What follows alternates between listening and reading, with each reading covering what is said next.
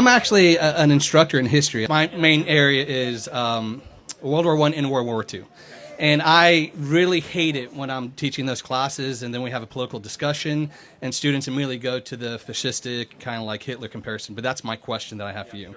At what point do you see the development of what's happening currently right now to Trump's rise to power? Do you also correlate President Trump's rise to second power to Winston Churchill's? No, I wouldn't. But they have way more in common than the Weimar Germany one. And you're a historian professor. You know Okay. that, right? Oh. Well, think about it. Donald Trump was put in exile. So was Churchill after the Darnells. You know about the Darnells because you're a professor, right? You do?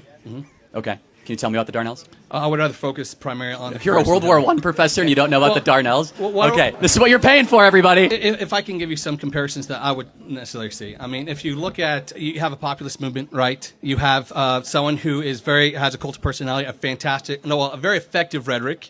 If you look at the assassination attempts that were on Hitler and on Trump, if you look at even the iconography that you have within the MAGA hats, you have a white lettering on a red background. If you even go even further... I got another one you forgot. Did you know that Hitler had a dog? Okay. No. So the very nature of history is seeing a level of comparison of analysis. Once again, I'm not... Oh my goodness, Hitler was also a vegetarian, so vegetarians are also likely to kill their whole population. This is such a sloppy analysis, and you know... Again, I get asked by Democrats all the time, Charlie, why did we lose the election? Oh, thank you. Okay, all right. Because we don't dress up in dresses and go to events like this. I feel, okay, now I think you're just a liar. You said you liked my dress.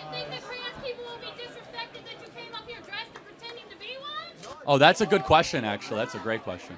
But I don't care. It's been a while. It's been a minute. How have you been? Great. That's fantastic.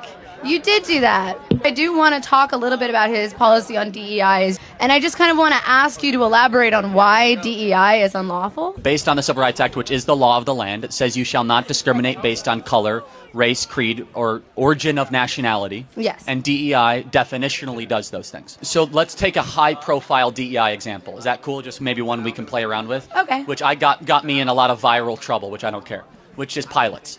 I got in a lot of viral trouble, too. I was debating this guy, I you know. A project of DEI at United Airlines was that we want to get 40% of our pilots to be black or women or people of color. 40%.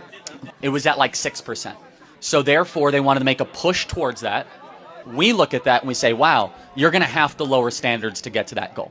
Why would you have to lower standards? Well, because... Are you saying that black people are inherently inferior? I'm saying the opposite. I'm saying that, at least from our perspective, because it's no good for us to go back and forth again, maybe from our perspective, that we worry that the pursuit of diversity can mean the compromising of excellence.